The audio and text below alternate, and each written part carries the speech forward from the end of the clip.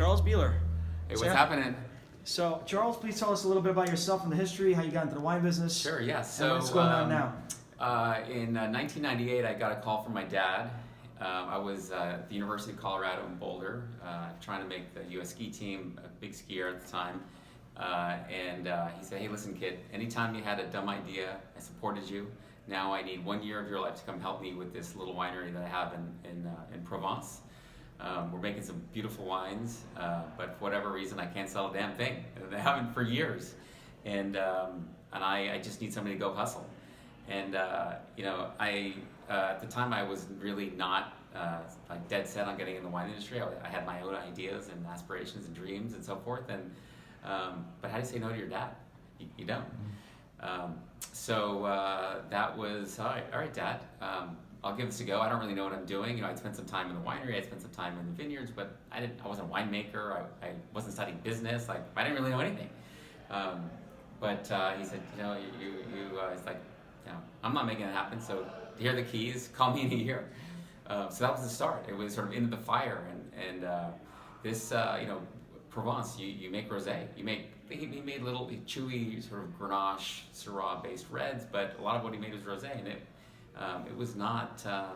It was pink wine was sweet. It was for a lot of folks it just was something they hadn't really. Those who'd spent some time maybe in the south of France had experienced proper rosé, but for the most part in the late '90s in the United States, rosé was totally misunderstood, and so that was the mission: try to go convert people.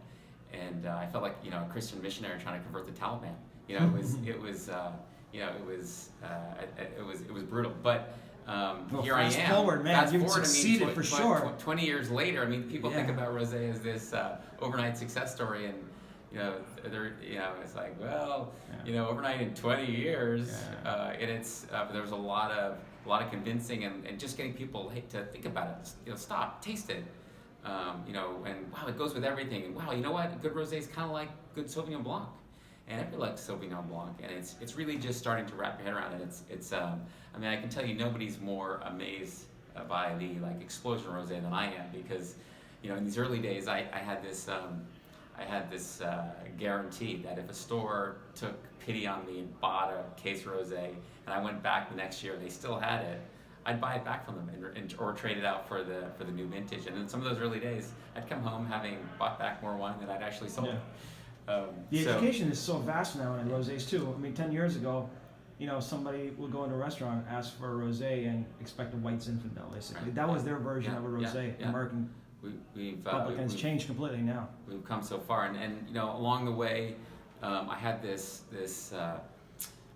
dream that America, we know in Provence we can, obviously make good rosé, but once we sort of started establishing okay, people like this, this is going to go somewhere. I thought, okay, what's the next step? How do we produce something with that same sort of savory red fruit acid tension that happens so easily in Provence? How do we do that in the U.S.?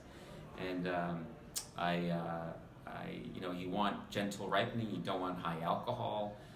You need cool climate fruit, and the cool climate spots in California, where I sort of started the quest, the cost of fruit is huge. Sonoma Coast and Santa Rita Hills and Napa and so forth. That fruit was too expensive, and for me, it wasn't great wine at any price. It was it needed to represent great value. So I started going north, and Oregon was interesting, but I still felt that the cost of fruit was too high for what I wanted to do, and that's how I landed in Washington. Holy cow.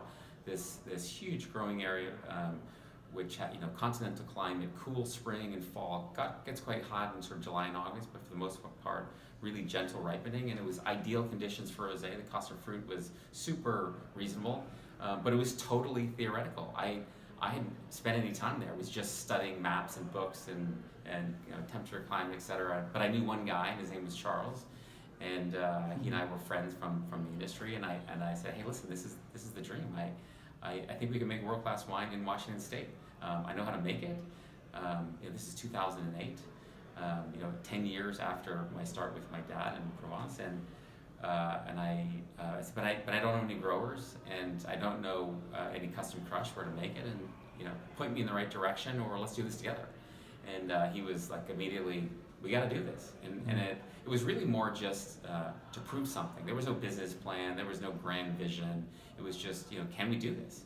And our original strategy was to find Syrah that had been planted in too cold a spot, such that the growers were having a hard time selling the fruit.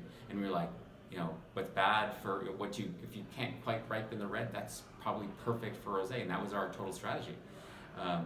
And because again, we for like full flavored, rich red wine, you want to ripen more fully, and again, to have sort of the savory, sort of citrusy profile that I like in rosé, you don't want it over ripen.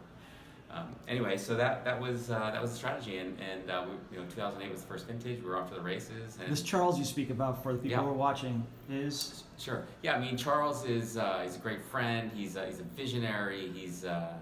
He's an ass kicker. He's a former. For the people who might not know which Charles Smith. So Charles Smith, yeah, exactly. Charles Smith, yeah, he started a winery called K Vintners, focusing on small batch, single vineyard Syrah in Eastern Washington, in Walla Walla, in the late '90s, and really a brilliant winemaker, a huge lover of wine, and brings to Washington a global perspective of world-class wine that I think has really elevated. I think that's really made his wines. Of course, there has to be great work in the winery and great fruit and etc. But I think he's not just trying to make the best wine, in Walla Walla or Washington. He's trying to make the best Syrah in the world.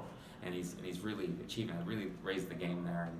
And just going back to the rosé, what was your first accolade or achievement that you were so proud of? Your recognition. The Charles and Charles were. I mean, the first vintage got 90 points in the Wine Spectator, Best Buy, and first vintage. First vintage, That's and awesome. within a month of release, it was sold out. And I was like, oh, wow, okay, that's cool. It was a couple thousand cases, and here we are making 110,000 cases. A number of years later, it's become, we're so proud. In Washington always lives, in the shadow of California, and Washington never really leads in the wine industry in anything. The one exception had been St. Michel's Riesling is the #1 selling Riesling in America, and so to think that Charles & Charles has become a top selling rosé from America, something doing even achieving even a higher level than in California. That's particularly gratifying. All for a challenge that your dad gave you, or asked. Well, it started with this challenge in France, and then meeting people along the way, and having meeting people like Joel Gott and the Trinqueros, and I feel like I've had this master class of of education, just getting to study and learn from people I really admire. From at every angle, sometimes in the winery, some from viticulture point of view and marketing, and I'm constantly learning, always listening, always assuming I'm the dumbest person in the room, and I got something to learn here, and there's always something I can do better. And every vintage is always how do we do this better? And it's what are some of the projects now that recently you worked on and you're working on now, or coming up in the near future?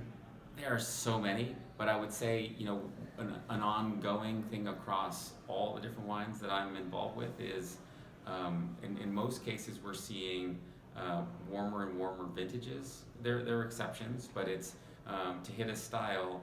I want to make sure that the vineyards are appropriate for our program. We're contracting fruit for the most part.